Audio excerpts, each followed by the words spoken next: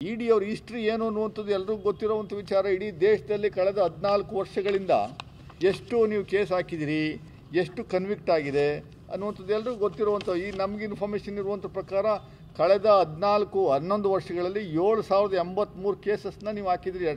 ಬರೀ 14 ವರ್ಷ ಅಲ್ಲ, 2019ರಿಂದ 2024 ಬರೀ 5 ವರ್ಷದಲ್ಲಿ. And the trials were conducted on 654 cases.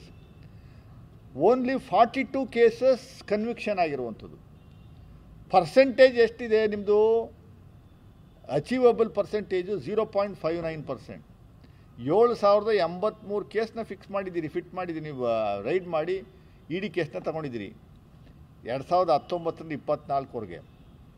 Conviction ಆಗಿರುವಂಥದ್ದು ಬರೀ 0.59%. ಅಂದರೆ ಇಡಿನ BJPಯವರು ಅವ್ರ ಸ್ವಂತಕ್ಕೆ ಉಪಯೋಗಿಸ್ಕೊತಾ ಇದ್ದಾರೆ ಅನ್ನುವಂಥದ್ದು ಜಗಜಾಹೀರ್, ಎಲ್ರಿಗೂ ಗೊತ್ತಿರುವಂಥ ವಿಚಾರ.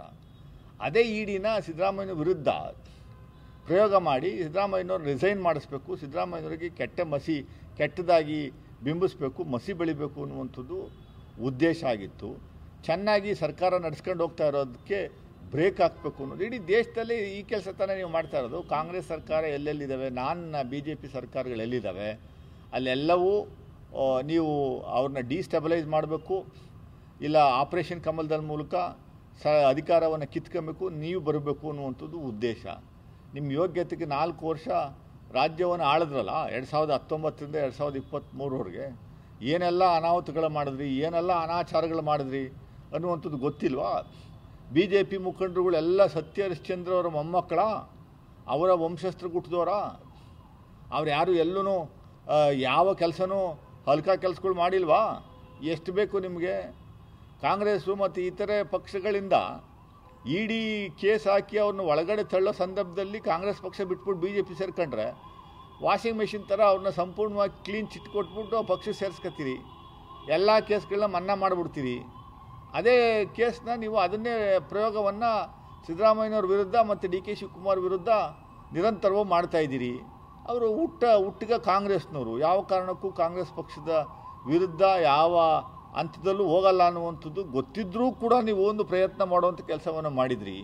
ಅದೇನು ವರ್ಕ್ ಆಗಲಿಲ್ಲ. ಅದರಿಂದ ದಯಮಾಡಿ ನಾನು ಇಡಿಯವರಿಗೆ ಮನವಿ ಮಾಡೋದಿಷ್ಟೇ, ಇಷ್ಟಕ್ಕೆ ನಿಲ್ಲಿಸಿ. ನಿಮ್ಮ ಅರ್ಜಿ ಸಮನ್ಸು ಕ್ವಾಶ್ ಆಗಿರೋದ್ರಿಂದ ನೀವು ಫರ್ದರ್ ಇನ್ಯಾರಿಗೂ ಇನ್ನೊಂದು ಅರ್ಜಿ ಕೊಡುವಂಥದ್ದು, ಇನ್ಯಾರನ್ನೋ ಕರೆಸೋದು, ಏನು ಮೂಡಾದಲ್ಲಿ 1059 ಸೈಟ್ಸ್ನ ಮುಟ್ಗೋಲು ಹಾಕ್ಕೊಂಡಿದ್ದೀವಿ ಅಂತ ಹೇಳಿದ್ದೀರ ನೀವು. ಆ ಸೈಟ್ಗಳಿಗೆಲ್ಲ ನೀವು ಎನ್ಕ್ವೈರಿ ಮಾಡಿ ಅದರಲ್ಲಿ ಏನೇನಾಗಿದೆ ಅನ್ನುವಂಥದ್ದು ನೋಡಿ. ಅದೇನಾದರೂ ಅದು ತಪ್ಪಾಗಿರುವಂಥದ್ದಿದ್ರೆ ಆ ಸೈಟ್ಗಳು ವಾಪಸ್ ತಗೊಳ್ಳುವಂಥದ್ದು, ಆಮೇಲೆ ಯಾರು ತಪ್ಪು ಮಾಡಿದಾರೋ ಶಿಕ್ಷೆ ಕೊಡುವಂಥ ಕೆಲಸವನ್ನು ಇಡಿಯವ್ರು ಮಾಡಲಿ. ಅದಕ್ಕೆ ನಾವು ಸಹಕಾರ ಕೊಡುವಂಥ ಕೆಲಸವನ್ನು ಮಾಡ್ತಾಯಿದ್ದೀವಿ, ಮುಂದಿನ ದಿನಗಳಲ್ಲೂ ಮಾಡ್ತೀವಿ. ಅದು ಬಿಟ್ಬಿಟ್ಟು ಸಿದ್ದರಾಮಯ್ಯನವ್ರ ಫ್ಯಾಮಿಲಿನ ಮತ್ತೆ ನೀವು ಅವ್ರನ್ನ ಅಟ್ಯಾಕ್ ಮಾಡುವಂಥ ಕೆಲಸವನ್ನು ಮಾಡುವಂಥದ್ದನ್ನ ಸಂಪೂರ್ಣವಾಗಿ ಕೂಡಲೇ ಬಿಡಬೇಕು ಅನ್ನುವಂಥದ್ದು ಕಾಂಗ್ರೆಸ್ ಪಕ್ಷದ ಕಾರ್ಯಕರ್ತರ ಒತ್ತಾಯ. ನಾವು ಬಹಳ ತಾಳ್ಮೆಯಿಂದ ನಾವು ಸುಮ್ಮನೆ ನೋಡ್ಕೊಂಡು ಕಾಯ್ತಾ ಇದ್ದೀವಿ. ಇನ್ಮೇಲೆ ಸಹನೆಯನ್ನು ಕಟ್ಟಿಡೋಕ್ಕಾಗಲ್ಲ. ಕಾಂಗ್ರೆಸ್ ಕಾರ್ಯಕರ್ತರ ಸಹನೆಯನ್ನು ಮತ್ತೆ ನಾವು ಕಟ್ಟಿಡೋಕ್ಕಾಗಲ್ಲ. ಸೊ ಅವರು ಕಟ್ಟೆ ಹೊಡೆದ್ರೆ ಯಾರ ಮೇಲೆ ಬೀಳ್ತಾರೆ ಅನ್ನುವಂಥದ್ದು ನಾವು ಹೇಳಕ್ಕೆ ಬರೋದಿಲ್ಲ. ಸೊ ಅದರಿಂದ ಕಾನೂನು ಚೌಕಟ್ಟಿನಲ್ಲಿ ಏನಿದೆಯೋ ಅದನ್ನು ನೀವು ಮಾಡುವಂಥದ್ದಕ್ಕೆ ನಮ್ಮದು ಯಾವುದೇ ಅಭ್ಯಂತರ ಇಲ್ಲ. ಸೊ ಸ್ನೇಹಮಯಿ ಕೃಷ್ಣಂಗೂ ಅದನ್ನೇ ಹೇಳ್ತಾ ಇದ್ದೀವಿ.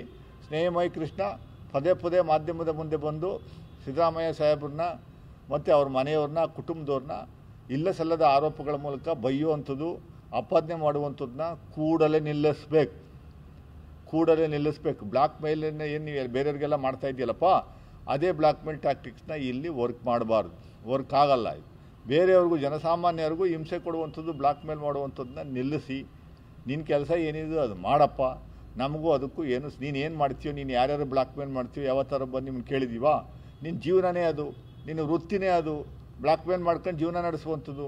ಮೊನ್ನೆ ನಾನು ನೋಡಿದೆ, ಯಾವುದೋ ಮಾಧ್ಯಮಗಳಿಗೆ ಹೇಳಿಕೆ ಕೊಡ್ತಾ ಇದೆಯಾ, ಒಂದೊಂದೇ TVಗಳಿಗೆ ಹೇಳಿಕೆ ಕೊಡ್ತೀಯಾ, ಒಬ್ಬೊಬ್ಬರನ್ನೇ ಕರೆಸಿ.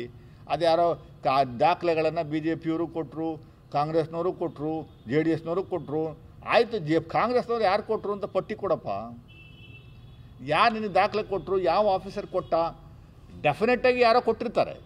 ಯಾಕೆ ನಿನಗೆ ಅಷ್ಟೊಂದು ಈಸಿಯಾಗಿ ಎಲ್ಲ ದಾಖಲೆಗಳನ್ನು ತಗೊಳ್ಳುವಂಥಕ್ಕಾಗಲ್ಲ. ಸಿದ್ದರಾಮಯ್ಯನವ್ರು ಇಷ್ಟಪಡದೇ ಇರುವಂಥವ್ರು ಕಾಂಗ್ರೆಸ್ ಕಾರ್ಯಕರ್ತರಿರ್ಬೋದು, ಕಾಂಗ್ರೆಸ್ ಅಧಿಕಾರದಲ್ಲಿದ್ದ ಸಂದರ್ಭದಲ್ಲಿ ಅಧಿಕಾರಿಗಳ ವರ್ಗ ಇರ್ಬೋದು, ಯಾರೋ ಸಹಾಯ ಮಾಡ್ತಾವ್ರೆ, ಸಹಾಯ ಮಾಡಿದ್ದಾರೆ, ಅದನ್ನು ನಾವೇ ತೆಗಿತೀವಿ. ಯಾರ್ಯಾರು ನೀನು ಸಪ್ಲೈ ಮಾಡಿದೆ, ದುಡ್ಡು ಸಪ್ಲೈ ಮಾಡಿದರೆ ನೀನು ಕರ್ಕೊಂಡು ಹೋಗೋದು ಅಂಥದ್ದು, ರಾತ್ರಿ ಹೊತ್ತು ಬೆಳಗಿನ ಜಾವದ ಹೊತ್ತು ಕಾರಲ್ಲಿ ಕರ್ಕೊಂಡು ಹೋಗೋದು, ಕಪ್ಪು ಕನ್ನಡಿ ಗ್ಲಾಸ್ದ ಕಾರನ್ನು ನಲ್ಲಿ ಕರ್ಕೊಂಡು ಹೋಗೋದು, ಎಲ್ಲೆಲ್ಲಿ ಬಿಡೋದು, ಎಲ್ಲೆಲ್ಲಿ ಮಾತಾಡೋದು, ಯಾವ ಹೋಟ್ಲಲ್ಲಿ ನೀವು ಮೀಟಿಂಗ್ಗಳು ಮಾಡೋದು, ಎಷ್ಟು ಹಣವನ್ನು ನೀನು ವಸೂಲಿ ಮಾಡಿರುವಂಥದ್ದು, ಅವೆಲ್ಲವೂ ಮುಂದಿನ ದಿನಗಳಲ್ಲಿ ಒಂದೊಂದೇ ಎಪಿಸೋಡ್ ಮೂಲಕ ಬಿಡುವಂಥ ಕೆಲಸವನ್ನು ಮಾಡ್ತೀವಿ. ಈ ಸದ್ಯಕ್ಕೆ ನಿನಗೆ ಯಾರು ದಾಖಲೆ ಕೊಟ್ಟರು ಏನು ಅನ್ನುವಂಥದ್ದನ್ನ ಎವಿಡೆನ್ಸ್ ಮೂಲಕ ಮಾಧ್ಯಮಗಳಿಗೆ ಕೊಟ್ಟರೆ, ಇಲ್ಲ ನಮಗೆ ಕೊಟ್ಟರೆ ನಾವು ಆ್ಯಕ್ಷನ್ ತಗೊಳ್ಳೋವಂಥ ಕೆಲಸವನ್ನು ಮಾಡಿದ್ವಿ. ಸುಮ್ಮನೆ ಹಿಟ್ ಆ್ಯಂಡ್ ರನ್ ಸ್ಟೇಟ್ಮೆಂಟ್ ಮಾಡಬಾರ್ದು. ಹಿಟ್ ಆ್ಯಂಡ್ ರನ್ ಸ್ಟೇಟ್ಮೆಂಟ್ ಮಾಡಿ ಪ್ರಚಾರಕ್ಕೋಸ್ಕರ ಮಾತಾಡುವಂಥದ್ದು ತೆವಲನ್ನ ನಿಲ್ಲಿಸಬೇಕು ಸ್ನೇಹಮಯಿ ಕೃಷ್ಣರವರೇ. ಸೊ ನೀನು ಇಷ್ಟಕ್ಕೆ ನಿಲ್ಲಿಸಿರೋ ಒಳ್ಳೆಯದು ಅಂತ ನಮಗೆ ಅನಿಸುತ್ತೆ.